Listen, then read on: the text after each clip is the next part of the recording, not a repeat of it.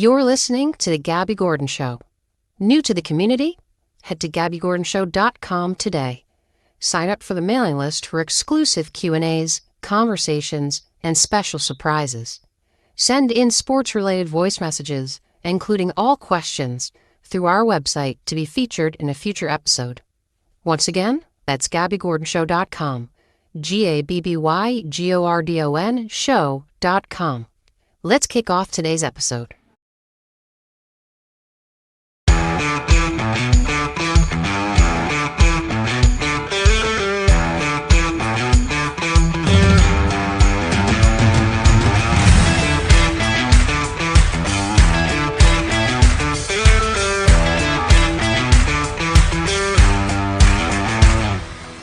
What is going on, sports fans, and welcome to the Gabby Gordon Show. My name is Gabby Gordon, welcoming you in on this beautiful Friday, January 12th, 2024, Super Wildcard Weekend Eve, and the day that both Bill Belichick's successor and Nick Saban's successors have been announced. That's right, ladies and gentlemen, we have the replacement for the New York Patriots head coaching position. We have the replacement for the Alabama head coaching position, all today within the span of just a few hours. Jerron Mayo takes over the job in New England, longtime player under Bill Belichick and longtime assistant coach under Bill Belichick, and Kalen DeBoer, who just played in the national championship against Michigan with his stud Michael Penix Jr., is now traveling to Tuscaloosa to be the successor and next head coach since Nick Saban announced his retirement. Welcome to today's show. We have so much to talk about and so little time.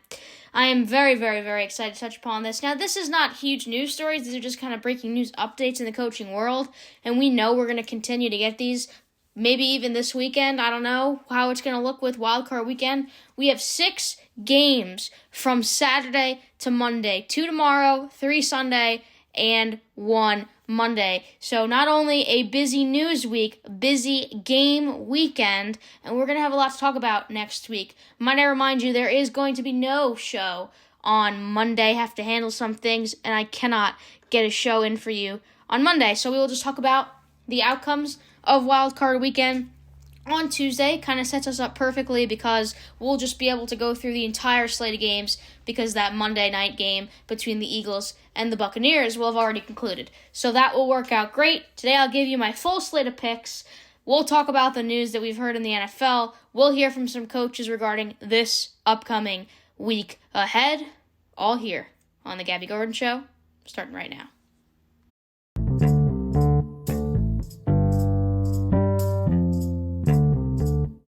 Welcome to the Gabby Gordon Show. My name is Gabby Gordon. Welcome to Tuscaloosa, Kalen DeBoer.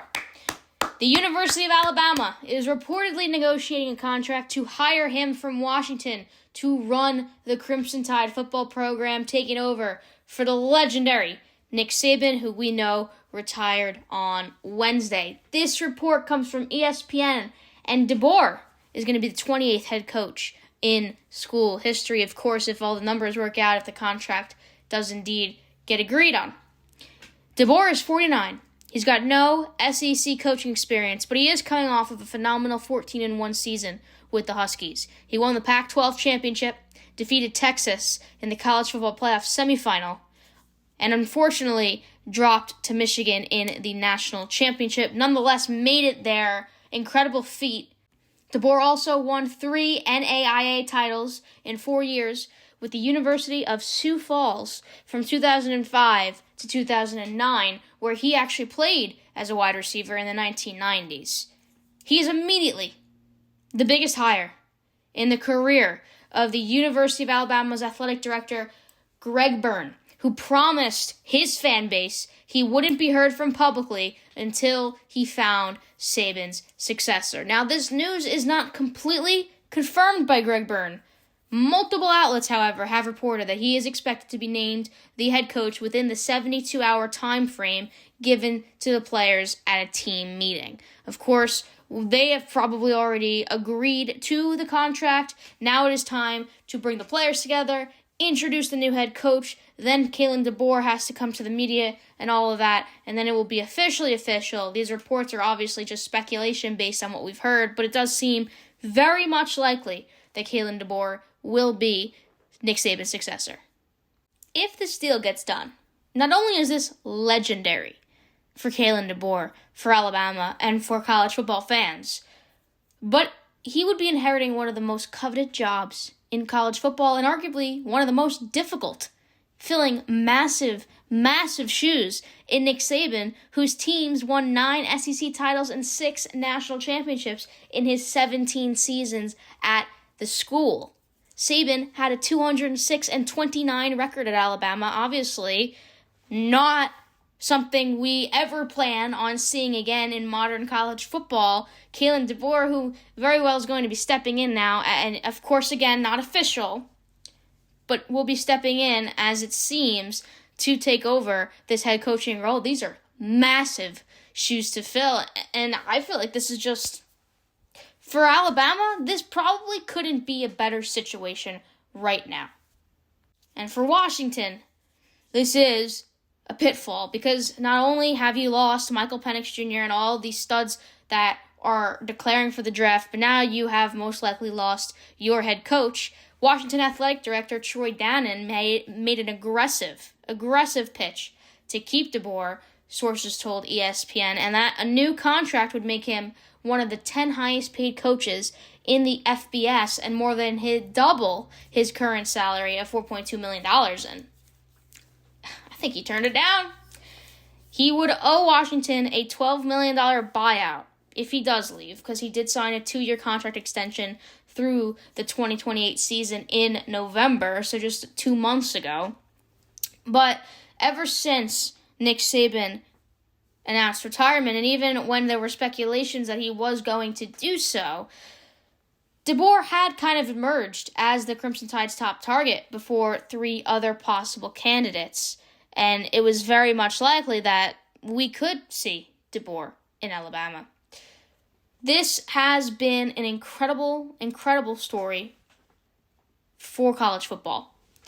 And we know DeBoer can do some incredible things. He was hired for Washington to resurrect the program. The Huskies went 4-8 in Jimmy Lake's second season. And then, of course, you had Michael Penix Jr. coming in from Indiana, the transfer, an insane talent. Obviously fell short in the national championship, but still cannot denounce his talents. It is something out of this world, what he can do with the football when he's on. And a lot of people have compared him to that of a Tua Tagovailoa type player. He's a lefty. Honestly, I think he's got a stronger arm than Tua. Nothing against Tua, but that's just the facts from what you see from the kid. When he is on, he's on. And then, of course, finishing 14-1 this past season, falling short in the last game, but DeBoer resurrected the program, came and did exactly what he was asked to do, and now it may even be seen like the Crimson Tide needs a resurrection. Because even though they are the top dogs, even though they are Bama, right? And everybody looks up to Bama, and everybody wants to be Bama, and everybody wants to play Bama, it's no longer a Nick Saban Bama. So there could be some resurrection in a sense, in a symbolic sense, in a literal sense as well within the coaching staff. That does need to occur. And I think DeBoer is the perfect guy for the job if you're looking at his history, if you're looking at what he's been able to accomplish in not a huge time. I wouldn't necessarily call him a vet in college football coaching, but I'd call him quite successful.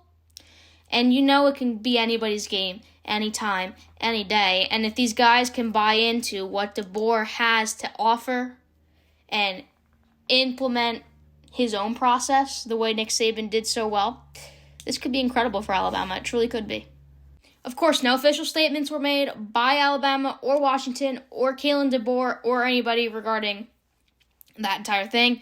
This is just news saying that they have been negotiating the head coach job. It seems that they are going to come to an agreement on the head coaching job, and that Kalen DeBoer will be Nick Saban's successor. We could hear later today. By the time you're listening to this right now, it could be set in stone. I have no idea. But it does seem like the deal will get done. And then we go to the NFL of things.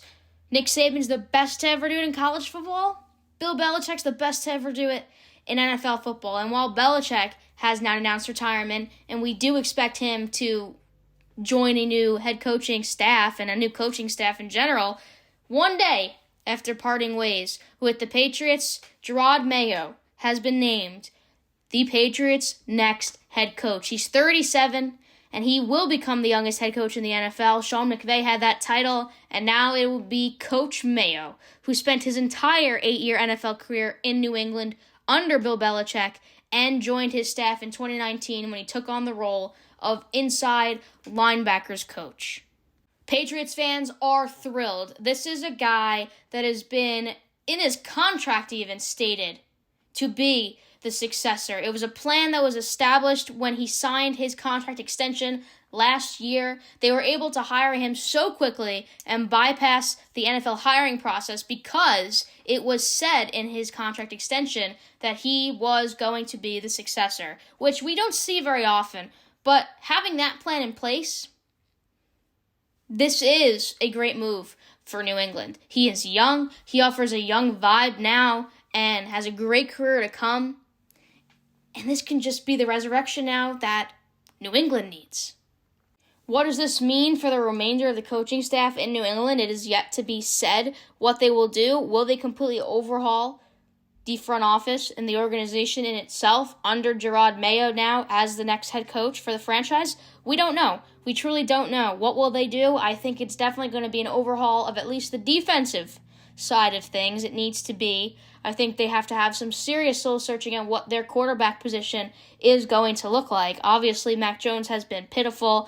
Bailey Zappi is just not a starting star, especially when you want to rebuild what was once a dynasty. You're never going to get back to what you had with Tom Brady and Bill Belichick. It's just not likely. It is 1 in a million to build a dynasty that they once had. But it doesn't mean that they cannot be a successful team in this league again and in the AFC again. It doesn't mean that at all. In fact, this could be the very next step to becoming what we knew as the New England Patriots. And anything at this point is an improvement because the Patriots finished last in the AFC. They finished their season 4-13. That last game against the New York Jets at home when it was snowing and it was a miserable experience. Bill Belichick looked miserable.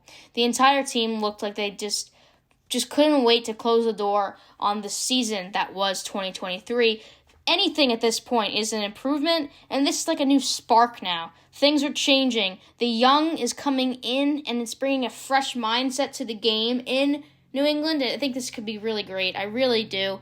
It wasn't really a surprise here. Adam Schefter, again, saying that this was in his contract all year long. And having that plan in place, he is now going to be the first African-American to be head coach of the Patriots. CEO Robert Kraft said last March that Mayo was a strong candidate to replace Belichick, and a head coaching role was something that he did want to achieve one day. And so this has kind of been a plan in place, it seems like, for a long time. Maybe they've been planning for this great departure of Bill Belichick to make room for the young, talented Jerod Mayo. And he's got a lot of work ahead of him. A lot of work ahead of him. This is by no means going to be an easy fix. This is going to take at least a year to get them back on track. It is not going to happen in one off season because they have fallen so far off the tracks that you really truly have to now pick up the pieces and rebuild the train.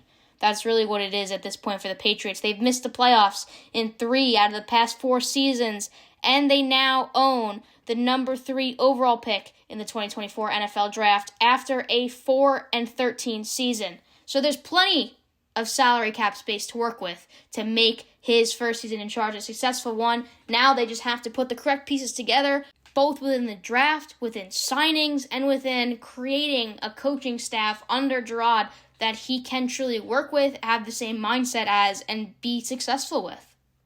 Some movement's been going on in Washington in the NFL as well, as Commanders have hired Adam Peters as the new head of football operations. This is going to be great as he is the former 49ers GM. We know the success that has been in San Francisco for the past few years, and the Commanders now have new ownership this offseason. They will also soon have a new head coach, possibly even the best that there is. We don't know how that's going to go. Now they have a lead executive that's going to aid in the overhaul of hirings. Earlier today, they hired former 49ers assistant GM Adam Peters to oversee their front office. And the decision comes days after Washington had reportedly narrowed its search for a new head of football operations to Peters and the Bears assistant GM Ian Cunningham, who was also interviewed. Peters is 44, and he has spent the last 3 seasons as 49ers GM John Lynch's right-hand man. He worked for the same San Francisco front office that drafted and acquired key playmakers like quarterback Brock Purdy, who we know may even make it to the Super Bowl this year. That's how talented that team is, and running back Christian McCaffrey. That was a huge part of John Lynch and Adam Peters. Without those two, we see a very different 49ers team, and with that, they have advanced to 3 different NFC championships as well as 1 Super Bowl during his time with the 49ers. So this could be incredible for Washington to really turn their things around. We're seeing team resurrections left and right. These are teams, we see it in college with Alabama in their own way. The resurrection now that needs to occur after their longtime head coach and mentor has stepped down from the position and retired. Not that they have had no talent. Alabama is still one of the most talented college football teams out there, and the team to beat. They are Alabama as we know them. But there's a resurrection that needs to be had there. There's a massive resurrection that needs to be had with the Patriots, who have just been disappointing for the past 3-4 seasons since Tom Brady left and went to the Bucs. And of course the Commanders, who fired their guy, Ron Rivera, not too long ago, need a resurrection. Both the head coach, front office, and the team as a whole, they finished 4-13 this season, and it's been a rough one. Now, Adam Peters' background could inform the Commanders' top targets for head coach under the new controlling owner, Joshua Harris. For example, Washington recently requested to interview the Texans' OC, Bobby Slowick, and Slowick previously spent 6 years under Kyle Shanahan with the 49ers, joining San Francisco during the same season that Adam Peters began working for the team. So, Peters may target some guys within his old home in San Fran. We'll have to see what they do there. There are a ton of vacant head coaching positions now that are needing to be filled, and a ton of coaches that need new head coaching jobs. So Washington will find their guy. Whether or not it is the guy that's going to change things for them is yet to be determined. But with Adam Peters, this could push them in the right direction to get the guy that they need. And then, of course, if we're talking about teams who do need a little bit of a boost here, we do have to include the Chicago Bears. But what's interesting here now when we speak about the Bears is that there are so many head coach openings, like I just mentioned, and yet the Bears are keeping head coach Matt Eberflus. They fired the OC Luke Getsky, right? But Bears fans are taking to social media, speaking their mind. We have Bill Belichick waiting for a job somewhere, assuming he doesn't just get up and retire. He hasn't announced retirement, so as far as we're concerned, he's going to be coaching next season. Whatever that means, whatever role he takes on, he's going to be with a new team, and it's not going to be the Patriots. But now that they've announced, and that they announced quite a while ago that they were going to be bringing back Matt Eberflus for the 2024 season, their head coach, it's like they may be missing out on something huge. And the sources told ESPN that the Bears opted to keep him after extensive meetings this Monday and Tuesday, and then GM Ryan Poles said it was his call to retain Eberflus, to bring him back. That's a decision that was supported by the team owner George McCaskey and Bears president and CEO Kevin Warren. So, I mean, when you go through hard times with the team, it's like the head coach is the most critical piece, and the Bears had played well at the end of the season. Honestly, coming into that final game, Week 18, Bears-Packers in Lambeau, winning in for the Packers, I sat there and I said, you know what? Justin Fields and this team could absolutely come in here and kick us down and just absolutely take this rivalry and leave us in the dust. It could very well be. That did not happen, but there's no disrespect to Chicago here because they haven't been necessarily incredibly disappointing, but they have fallen short. And now there are a lot of questions as they have clinched the number 1 pick in the NFL draft. What will they do with that under the management? What will they do with Justin Fields? Are they going to trade out? Are they going to draft a quarterback? What is going to be the next move for Chicago? Because that first pick changes everything. What they do with that first pick in the draft changes the entire course of their future in 2 different directions, right? I mean, and you're unable to predict what that's going to be because honestly, the future just decides that. The talent of these guys decides that. You have no idea how talented these guys are going to be. They could be a bust. They could be a must for the league. Brock Purdy, Mr. Irrelevant, he came out of nowhere. No one thought he was going to be the guy he was, potentially leading his team to a Super Bowl. First round bye, home field advantage, number 1 seed in the NFC.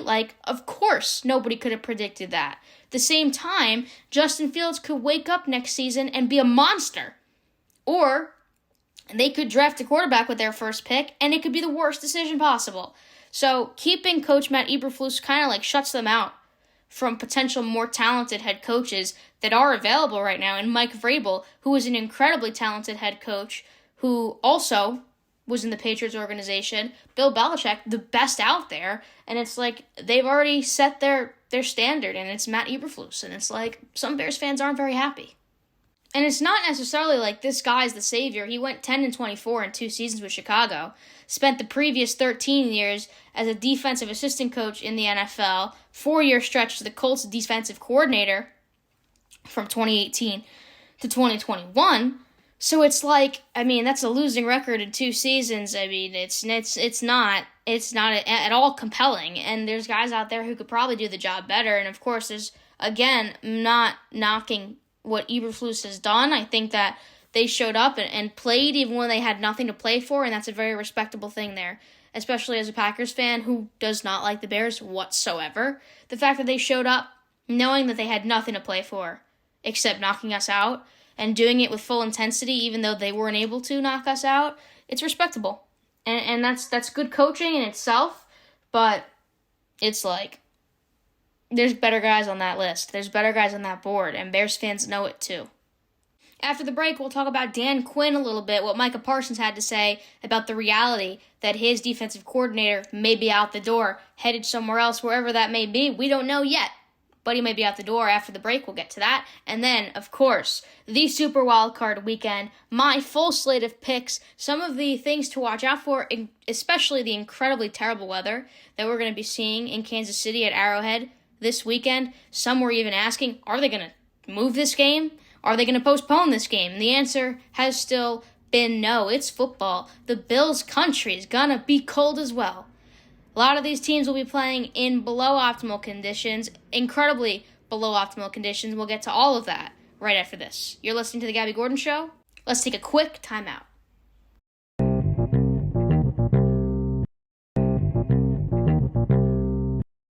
Welcome back to The Gabby Gordon Show. My name is Gabby Gordon, and come Saturday, just tomorrow, Super Wildcard Weekend will kick off.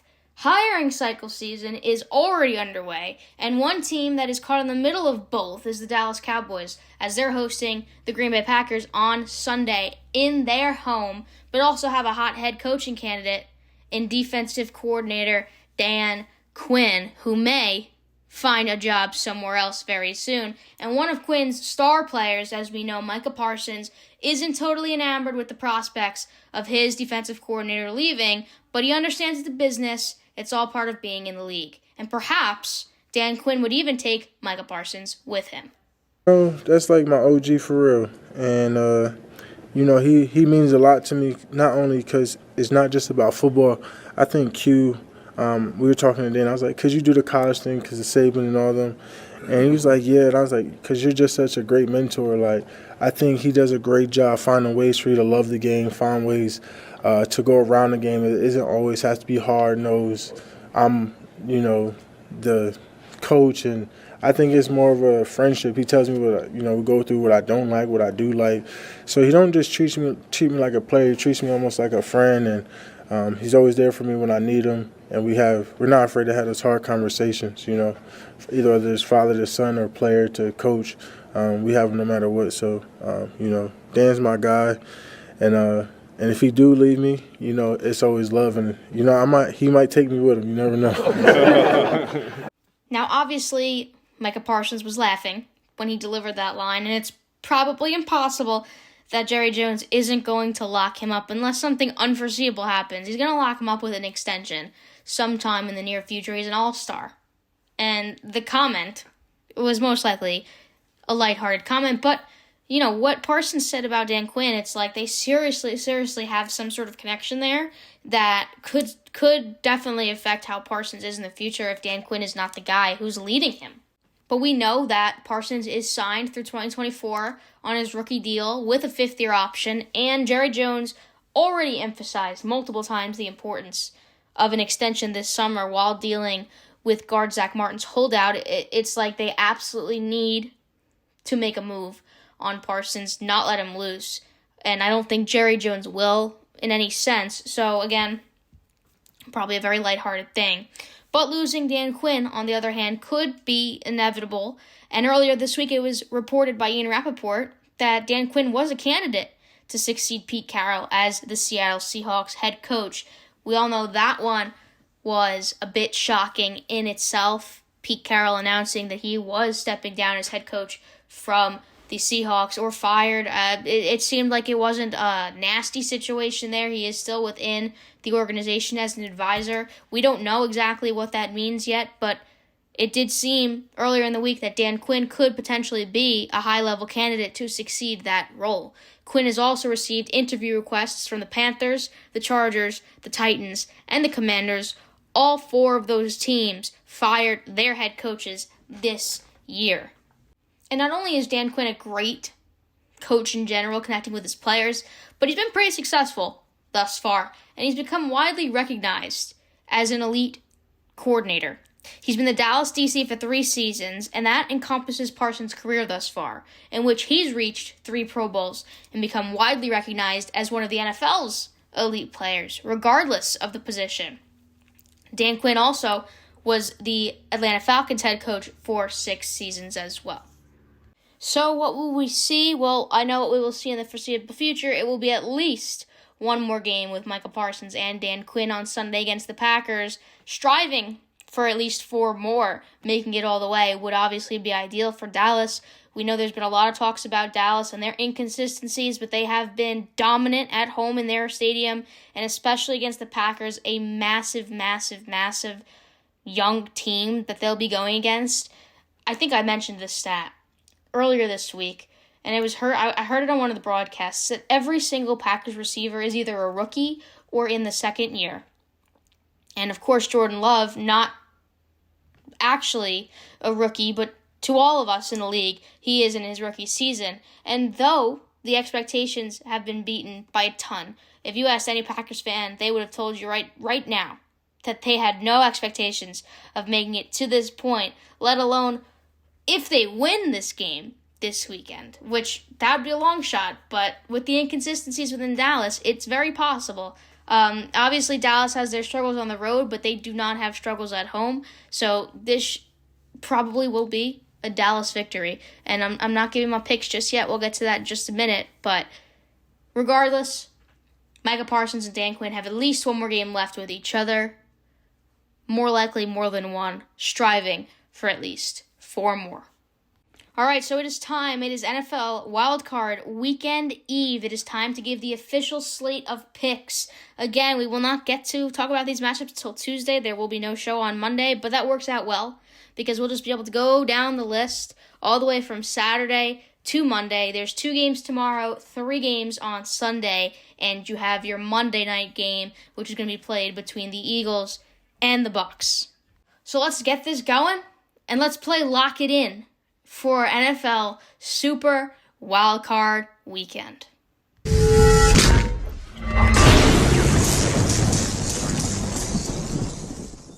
Welcome to Lock It In, where I give all my picks for the football slate of games that we have for the weekend and Monday night ahead. Today, we will be beginning with tomorrow's slate of games. We got 2 on the schedule tomorrow. 4:30 p.m. Eastern Standard Time, 8:10 p.m. Eastern Standard Time, 2 huge matchups and 2 huge games. To kick off our Super Wildcard weekend, we've got the 11-6 Browns traveling to the 10-7 Houston Texans, NRG Stadium. C.J. Stroud has led them to this point, and Joe Flacco has led the Browns to this point. A vet and a rookie will face off in a winner-takes-all. The Houston Texans might have the Offensive Rookie of the Year, Defensive Rookie of the Year, and Coach of the Year after returning to the playoffs for the first time since 2019. And in the wild card round, they will host the Cleveland Browns, who might have the best defense in the NFL. The Browns finished the season with 4 games that they took down their opponents to win in this streak before resting their starters in the regular season finale. They're making their return to the postseason since 2020. And this season, DeMeco Ryans has led his team to their first AFC South title behind C.J. Stroud and Will Anderson Jr., both first-round picks from this previous draft.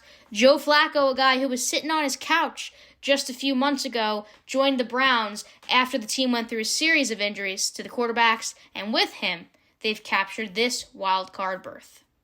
Well, right now, it looks like the Browns are the favorites to defeat the Texans in NRG Stadium in Houston under their fans. So, now it's time for me to give my pick. This is a massive game, all right? And either team can take this victory. But the reason for my pick is as follows. It has to go with trajectory. And it has to go with what the world is saying. And usually I bet against the world. And today, with this game, I will be betting against the world. The Houston Texans and young rookie C.J. Stroud will make it to the divisional round after defeating veteran Joe Flacco, and the Cleveland Browns at home. NRG Stadium will be popping.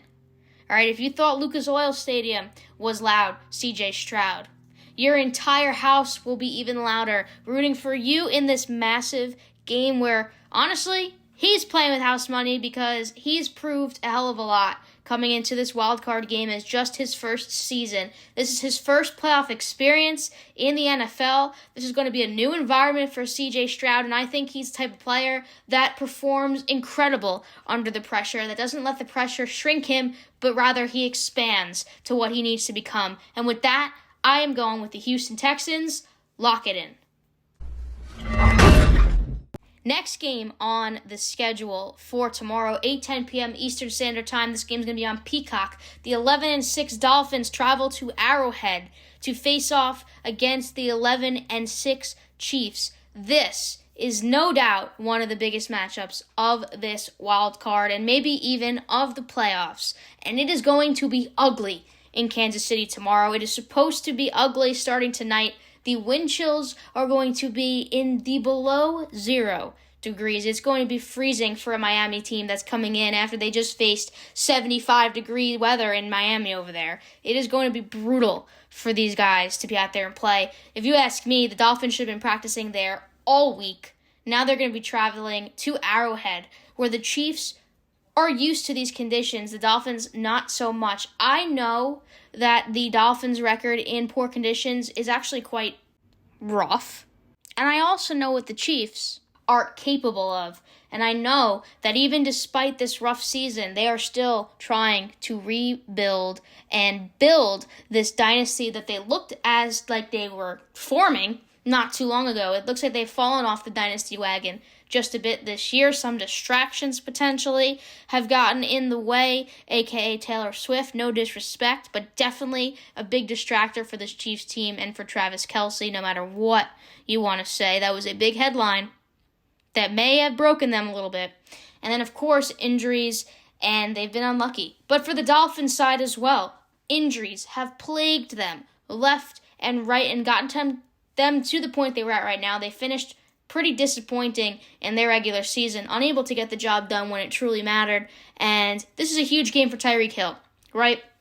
Coming in to the Chiefs' kingdom, his former home, playing against his former head coach and his former quarterback, trying to prove something, trying to prove that now he is the best and that he made the decision and it worked out well for him, because last time this matchup went down, the Chiefs took the victory. So now this is a lot riding on Tyreek Hill as well.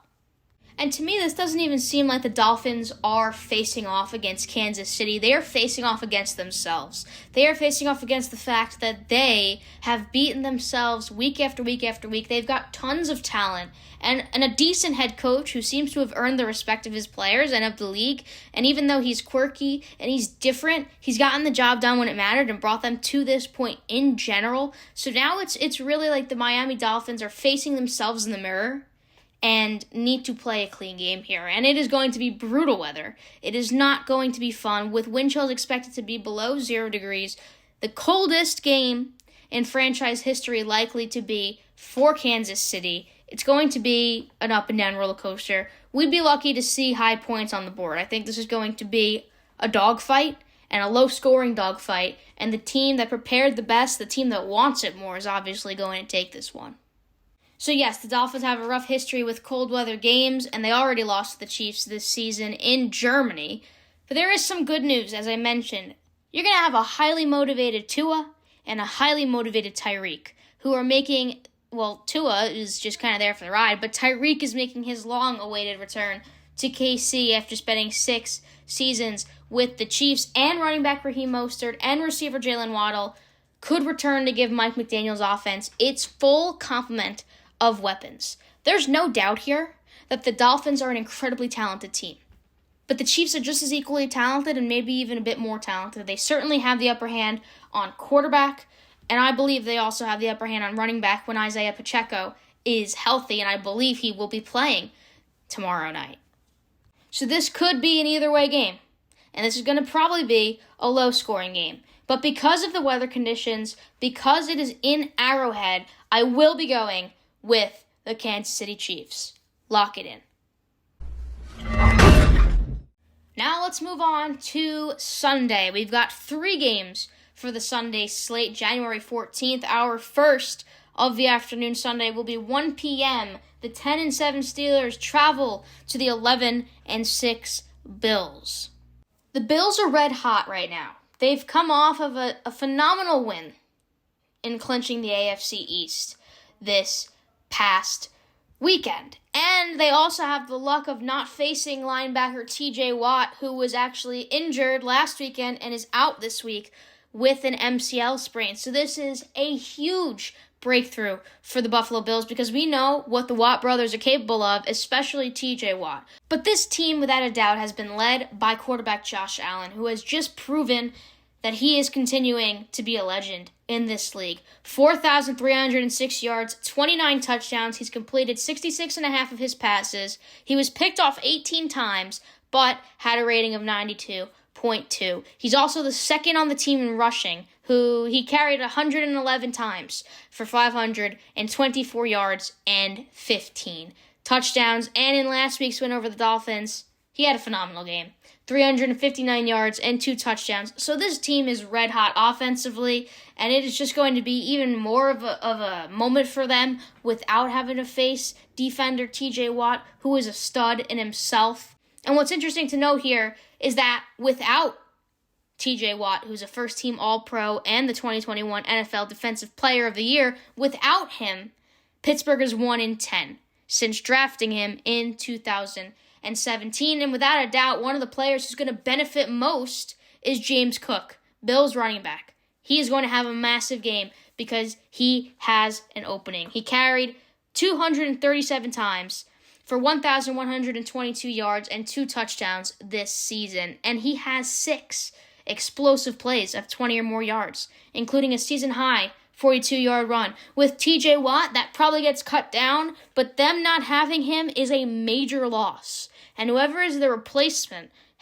there is no replacement to what TJ Watt is capable of. And this is going to be a huge breakthrough for the Bills' offense that they have to take advantage of.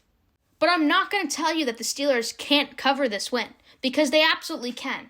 Mason Rudolph is expected to get the start for Pittsburgh, and we know that there's been a whole quarterback roulette in Pittsburgh. We've gone through the ringer with all the guys. In last week's 17-10 win over the Ravens, obviously the Ravens sat their starters. It was raining, terrible weather. Mason Rudolph completed 18 of 20 passes for 152 yards and 1 touchdown. The week before, he was also effective, winning by 7 At Seattle, he completed 18 of 24 passes for 274 yards. And he's had the highest completion percentage in the NFL over the past 3 weeks. So, by no means possible am I saying that the Steelers are going to get blown out in this game. I think that obviously the Bills are more talented, but based on this information, they can absolutely hold their own. He's also the first Pittsburgh quarterback since 1970 with 700 or more passing yards, 10-plus yards per attempt, and 0 interceptions in a 3-game span. Now, they're obviously going to need to use their ground attack. Najee Harris has to be the guy they rely on. He's a third-year vet, and he surpassed 1,000 yards in each of his seasons in Pittsburgh. He's rushed for over 100 yards in each of the last 2 weeks, so he is hot as well. And this has to be a Najee Harris-type game. I think we will see the run game utilized a ton within these teams because you've got James Cook, who now has an opening because there is no TJ Watt, but you also have Najee Harris, who's capable of incredible things and can absolutely run past the Bills' defense here if he can take it and run with it, literally take it and run with it. So I think we're going to see a lot of ground attack from both of these teams, but certainly the Steelers, who are going to run with ground attack because Mason Rudolph, if you can rely on Najee Harris, you would like to rely on Najee Harris in this game. This is going to be a dogfight.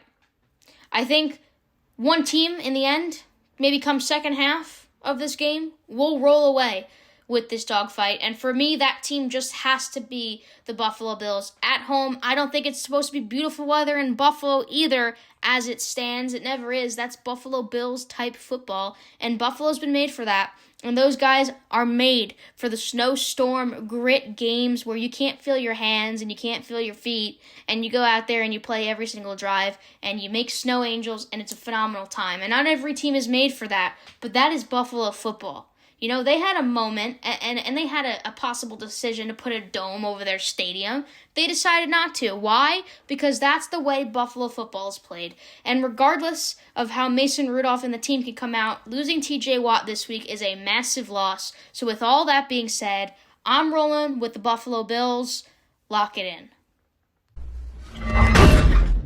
The next matchup of Sunday is the 4:30 p.m. Eastern Standard Time game. The 9-8 Packers will travel to the 12-5 Cowboys. Talked about this one briefly at the beginning of the show.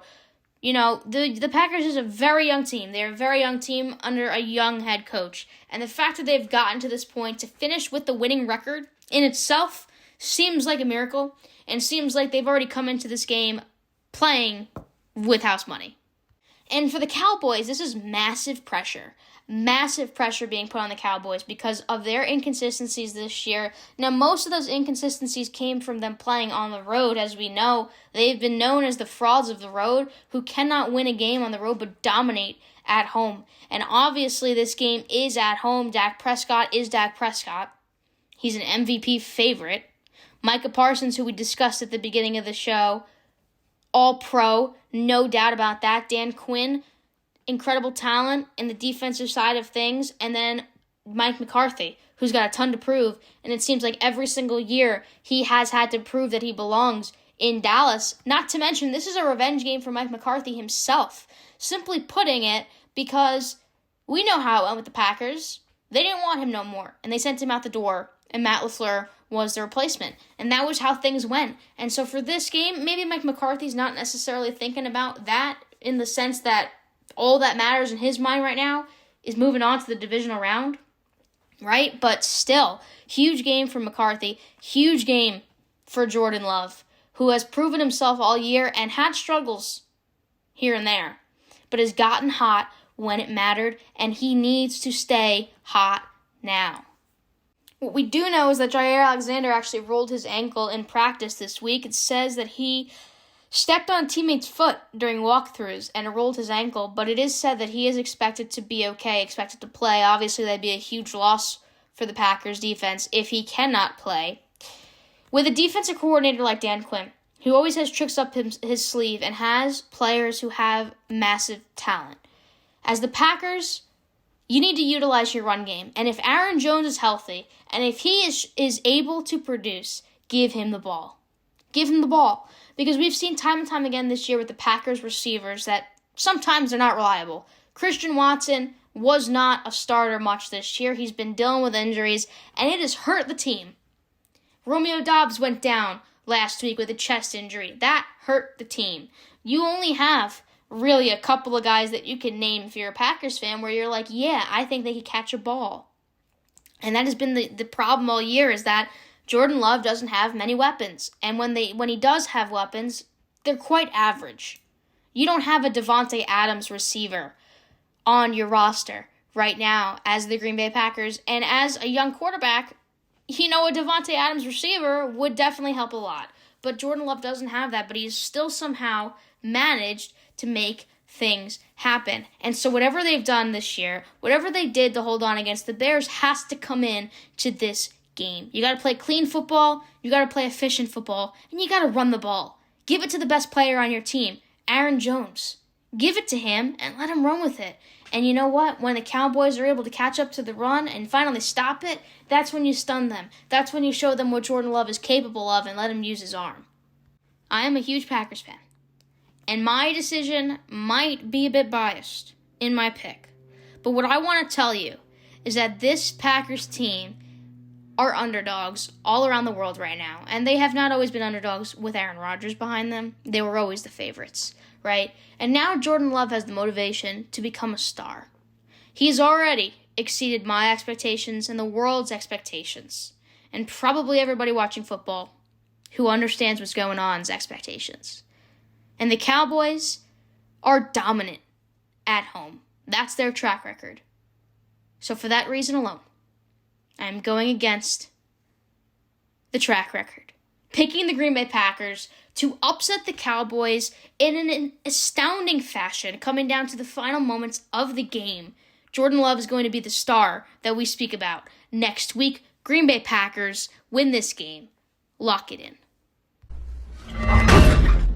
Our final weekend game will be Sunday night, 8:15 p.m. Eastern Standard Time. The 10-7 Rams travel to Ford Field to face off against the 12-5 Lions. This is another massive matchup for so many reasons. Matt Stafford returns to Detroit, but this time as the enemy. Jared Goff has a chance to prove that he is just as good as his replacement is in LA, and that he can make something happen. We know that Stafford and the Rams have already won a Super Bowl. We know Jared Goff has not had that type of success yet in Detroit. But what I can tell you is that they're hungry for it. Dan Campbell wants this. The team needs this.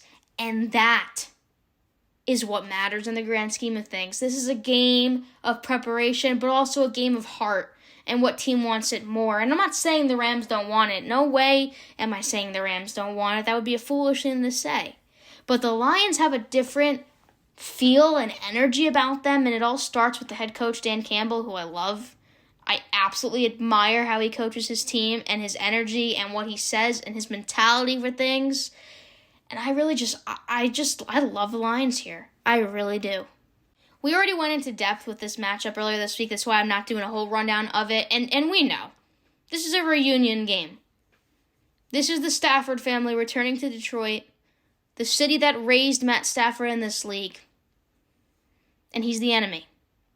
And at the same stretch of things here, this is a massive trade, a blockbuster trade that we saw a few seasons ago, where Jared Goff, Matt Stafford switched sides. Right? So this is also a huge game for Jared Goff that I think a lot of people are overlooking because he is playing against his former home. Obviously, he's in his new home at Ford Field this weekend, but he has still got a lot riding on this, and he still, I'm sure, has a ton to prove. Because right now, you ask me, obviously Matt Stafford won that trade. He's already got a Super Bowl under his belt. He's already hoisted up the Lombardi Trophy once since switching to the Rams side. So now, if anything, Jared Goff wants this more than anyone on the field. And a lot of people haven't talked about that side of the game. We all talk about Matt Stafford returning. Oh, he's returning. How are the fans going to react? The fans are going to back up their quarterback, Jared Goff, because now it's their turn. And for that reason alone, I am picking the Detroit Lions to win this game. Lock it in. The final game of the Super Wildcard slate is Monday night, 8:15 p.m. Eastern Standard Time, where the 11-6 Eagles travel to Raymond James Stadium to face off against the 9-8 Buccaneers. And what more can I say except the Eagles are disappointing? They have been disappointing ever since Jalen Hurts had the flu and lost to the Seattle Seahawks. And they have not picked themselves up again since then. Something has changed within Jalen Hurts and that entire team, and it has not been pretty, to say the least. There's been a lot of speculation about Nick Sirianni as a coach, and as does he have the respect of his team anymore. A.J. Brown, we saw last week, clarified the issue, saying, it's on the players, it's not on Nick Sirianni, but that's what you get with the job. You take the blame as head coach. There's something about these Eagles. Every single week, I've said this was the week that they were going to come back. The embarrassment and motivation from losing against terrible teams, the Cardinals, the Giants, should have been enough to propel them to future victories the week after. But they just fell deeper and deeper into a hole of injuries and failure and mistakes and anger and tension. And it has not lit up. And it has not gotten better. And it seems like they're stuck in a tunnel right now, and the light is very far away.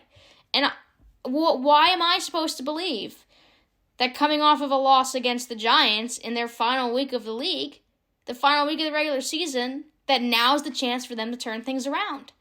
I've said that every single week since they've lost, that this upcoming one was where they were going to turn things around, that it was finally going to snap into them, and the embarrassment of losing to these low-level teams was finally going to pound them and say, guys, let's wake up and play football like we know how we can. Still an incredibly talented team, but I just don't believe that this is their moment. And for that very reason, I am picking the Baker Mayfield-led Buccaneers. Lock it in. That was Lock It In, where we pick all our picks for the week and see how it goes next week. Now, I won't get to talk about these games till Tuesday. We do not have a show on Monday, as I mentioned earlier today, so we will get to all these matchups on Tuesday, and it'll work out because the Monday game will have already been played. So we'll have the Saturday through Monday slate to touch upon, see how many I got right, and see if I did absolutely awful, and see which teams will be making it another week and surviving yet another game. With all that, that is the end of today's show. Happy Friday, January 12th, 2024. Sports are booming, and it is an incredible time to be a football fan. Enjoy your Super Wildcard weekend, and if your team is playing this weekend like mine is, best of luck to you, unless you are the Cowboys, in which case I have to root against you, because my guys are going to come in there and upset the world and upset America's team. You've been listening to The Gabby Gordon Show. My name is Gabby Gordon. I will see you on Tuesday of next week. Have a good one.